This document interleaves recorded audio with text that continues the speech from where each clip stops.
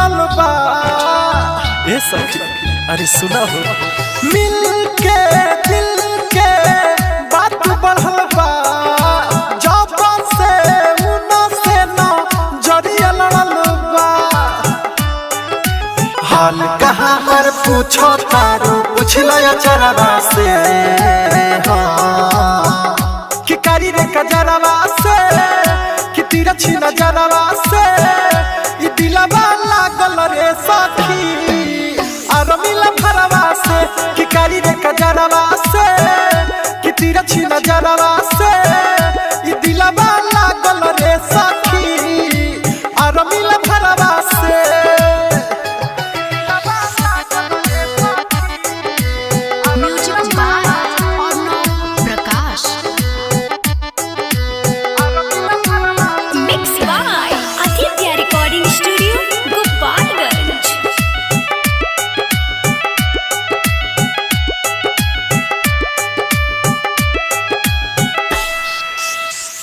उनको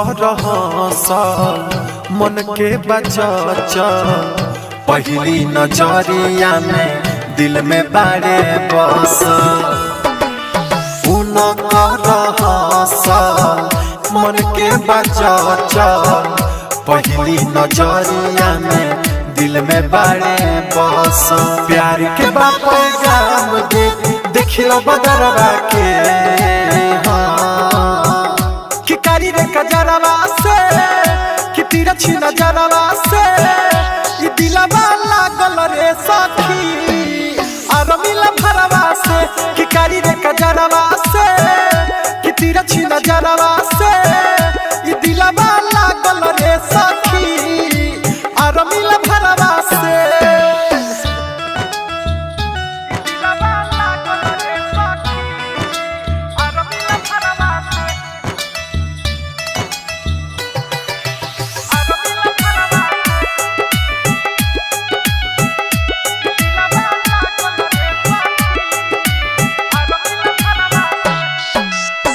मन के मोरमित हो लेनी सखी जीत हो, दीपक दीवाना संगे जोड़ी बाटे हिट हो।